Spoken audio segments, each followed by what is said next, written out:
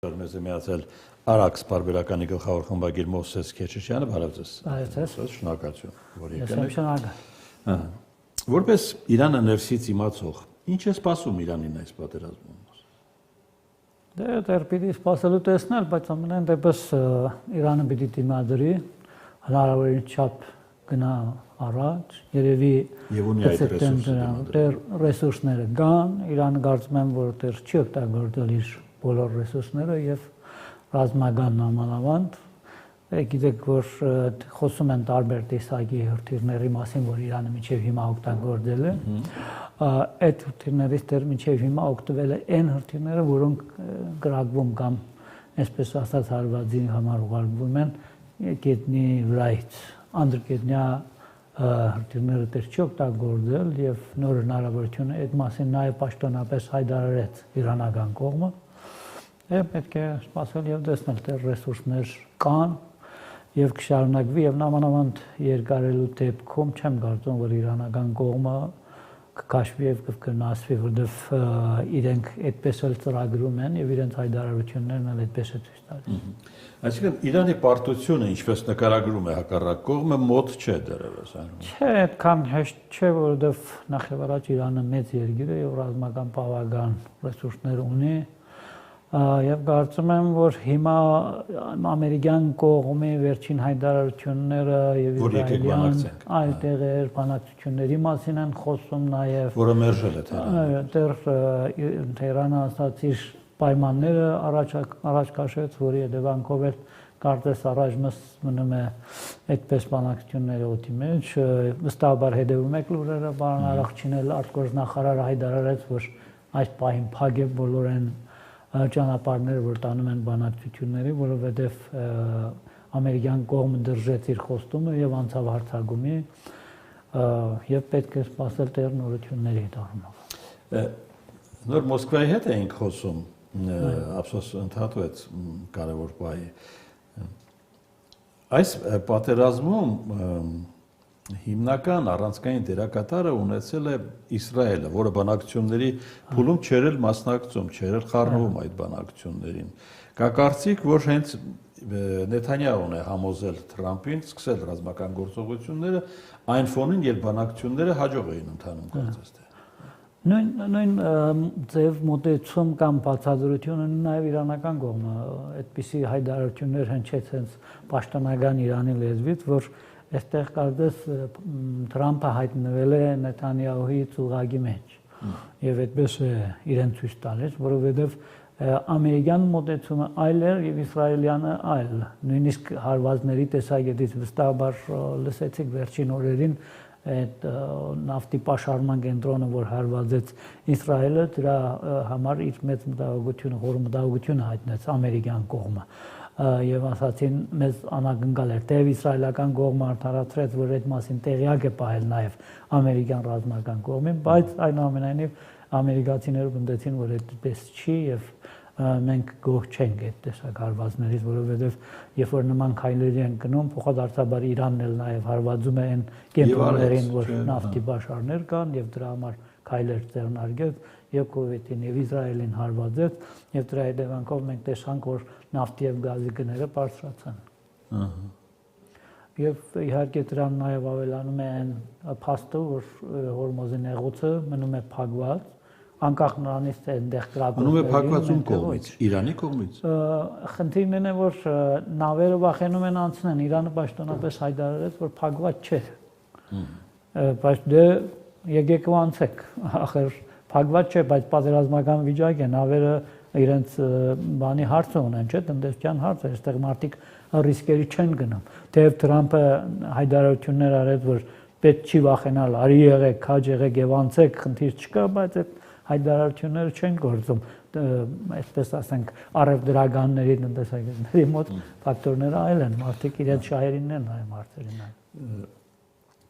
Ինչն է Իրանին առանձնապես մտահոգում թուրքական ուղղությունից, ադրբեջանական ուղղությունից հաշվի առնելով վերջին դրվագները այս կոնֆլիկտում Մովսես Ես կարծում եմ, որ այն ծրագիրը ընդհանուր, որ իսրայելական կողմը տանում է առաջ։ Մի քիչ ամերիկյանը եւ իսրայելական իրարից բաժանում են, կամ տարբերակում ասենք նույնը չեն։ Ամերիկյան կողմը փորձում է հասնել իր նպատակներին, ասենք նյութական, նավթային, եսիմինչ որոշ միավորներ, ռեսուրսներ քաղելու Իրանից։ Ոչ միջուկային։ Միջուկայինի հարցը դեռևս այլ է։ Իրանական կողմը ասաց, որ միջուկայինի առումով պատրաստ է բանակցել։ Բայց մյուս կետերում այդ տեսակ չի։ Իսկ իսրայելական կողմը ուզում է ամեն ինչ անել, այսպես ասենք, հարվածելու, ջախջախելու, Իրանը մասնատելու նույնիսկ եթե գուզեք։ Այս երկու քաղաքականությունը իրար ցույց են տալիս, նամանավանդ իսրայելյան հարձակումները այն պարզ հասարակությանը կամ բնակարաններին հասցված վնասները, նույնիսկ ճանապարհների վրա, այս արդեն բաներից ճանապարհներից մեկը հարվածի տակ է առնվել, թիրախավորվել է։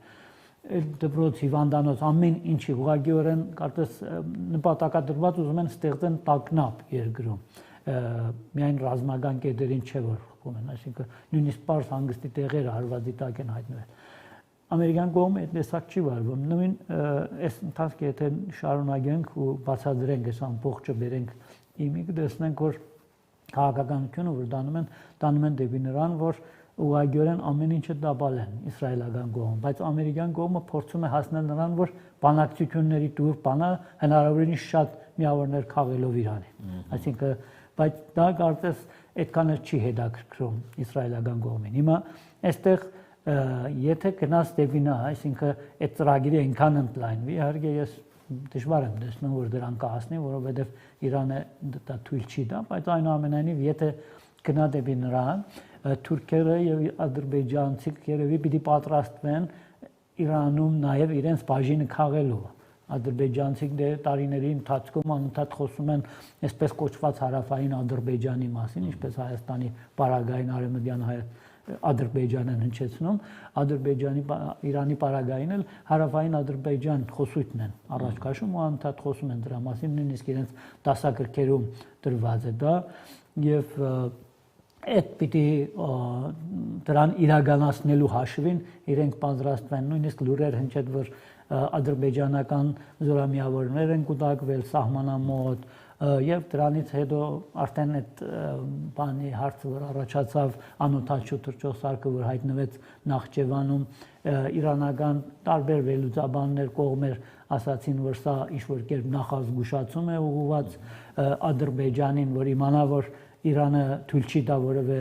շարժում կամ որևէ ակտ որ կարողանա այդ կողից հարվածել նամանավանդ նկատի ունենալով Իսրայել-Ադրբեջան հին այդ հարաբերությունները խորացված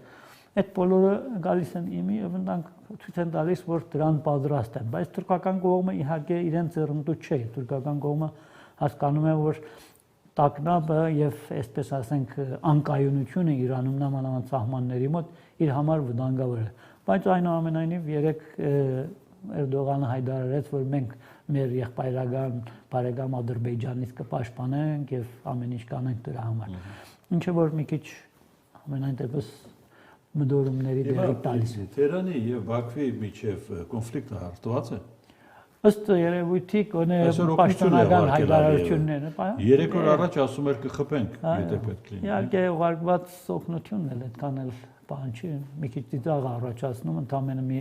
մեքենայի մասին է մի ֆուրի մասին է ինչպես ասվում է 20 քանի տոննա 23-4 տոննայի մասին է այդ երկրի համար Թեհրանի մեկ թաղամասին չի բավարարել այդ ամբողջը բայց այնուամենայնիվ բան է ավելի շատ ժեստ է քան օգնություն իսկ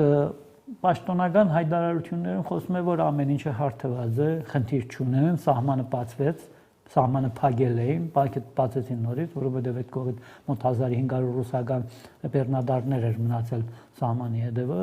բացվեց որ շարժվեն դեպի առաջ, նախապես արդեն փակ էր ժողովրդի դիմաց, այսինքն ճամփորդներ չէին անցնում Իրանից Ադրբեջան, ցամաքային գծով, իրենք միայն օդային կարող են գնալ։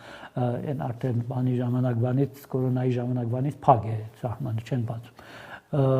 Իսկ արդեն այդ բանի բարագային էլ մեքենաների բարագային նորից վերապացեցին եւ փորձում են ղեկավարել իրենք էլ երևի զգացին հարվածը կարող է շատ ավելի ծանր լինել եւ իրենց վիճակը չի կարող նորմալ լինել